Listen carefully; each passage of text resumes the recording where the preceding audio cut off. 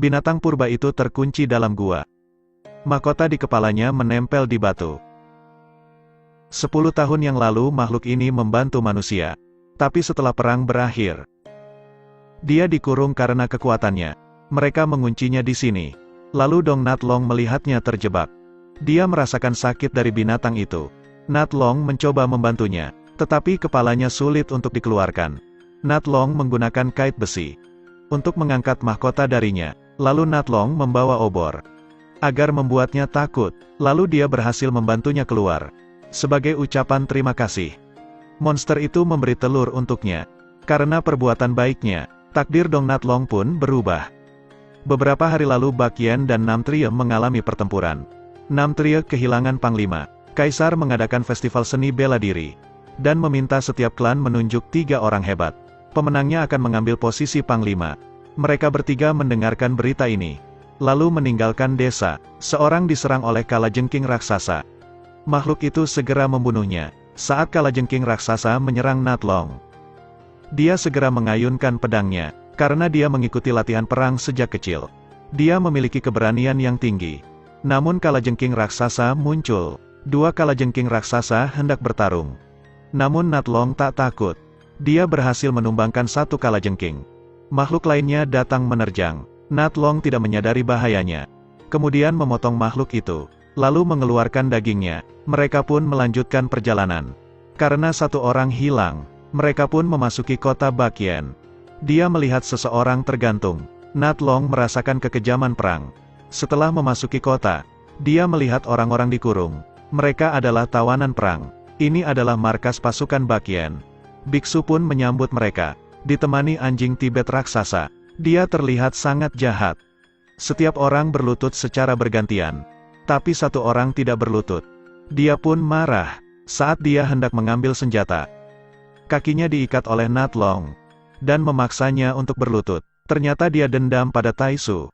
10 tahun yang lalu, Ling Hunsi melawan bersama tentara Chu. Namun tiba-tiba Taisu mengkhianati mereka. Karena itu pasukan dinasti Chu dikalahkan. Hanya Ling Hunsi yang selamat. Tombaknya menjadi saksi peperangan itu. Dia pun hendak membalaskan dendamnya. Tapi Natlong tidak mau kehilangan nyawanya. Karena mendapat berita posisi panglima, dia pun berpartisipasi, meskipun dia merasakan kesedihan atas anaknya. Lalu mereka melihat seorang gadis. Dia sedang berkelahi dengan orang lain. Gadis itu bernama Zuanshi. Meskipun dia bukan dari 8 keluarga besar, tapi dia ingin bergabung dalam festival ini. Dia ingin merebut posisi itu. Dengan badan yang kecil, tapi senjatanya pedang yang berat. Mereka tak bisa mengalahkannya, jika tidak ada orang yang mengambil tindakan. Kim mendapatkan posisinya dengan cepat. Ling Hunsi mengajaknya membentuk kelompok. Saat mereka berbincang dengannya, Zuanshi pun memperkenalkan diri. Dia ingin menjadi terkenal, dan Ling Hunsi ingin balas dendam. Setelah pertandingan pertama dimulai, 8 tim berkumpul di lokasi pertarungan. Aturan yang sangat sederhana. 3 tim pertama yang bertahan akan mendapat kesempatan melanjutkan pertandingan.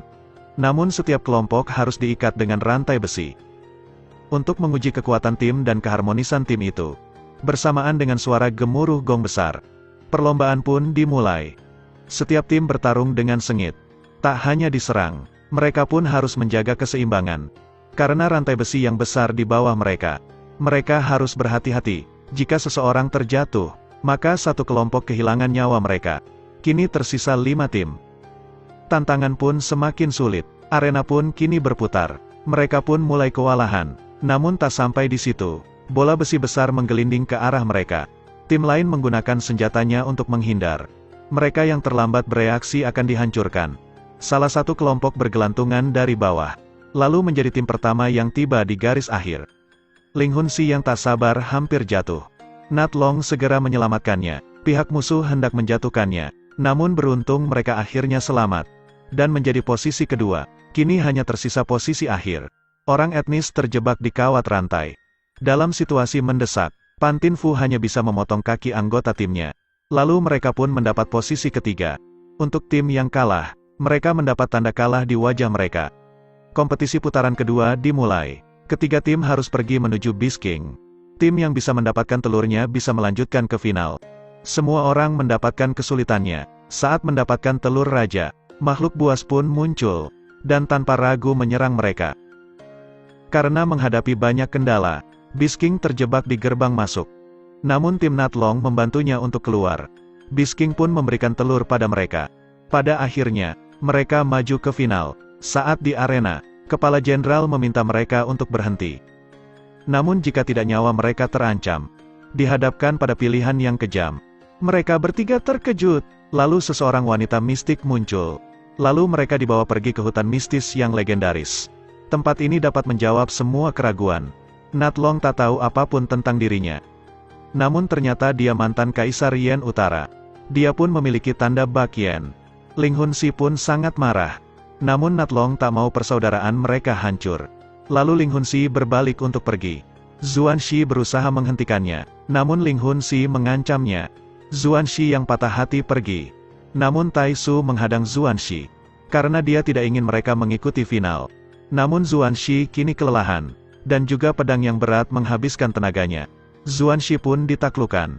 Pada saat ini, Ling Hunsi berusaha membantu.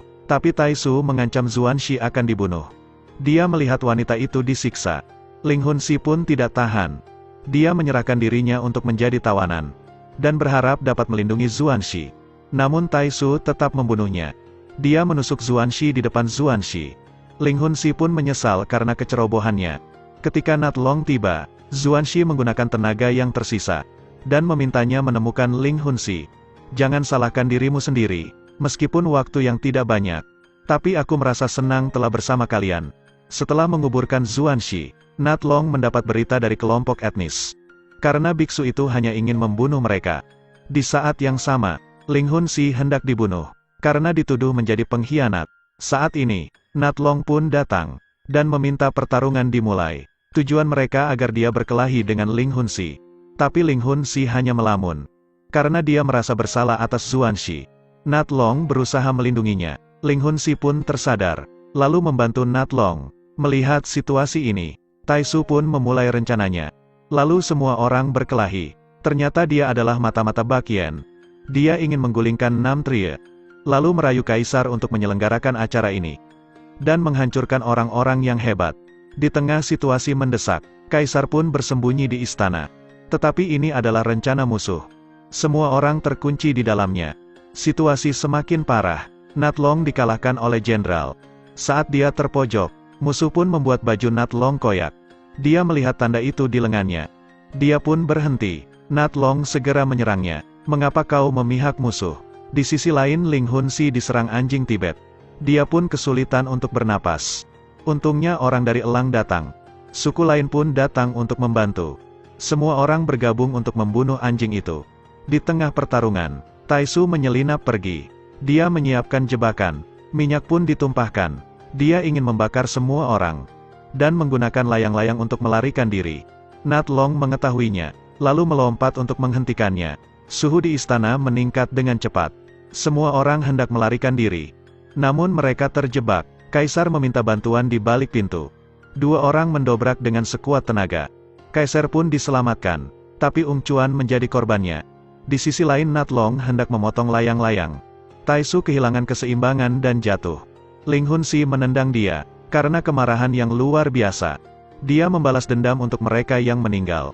Dan menggunakan cara yang paling kejam.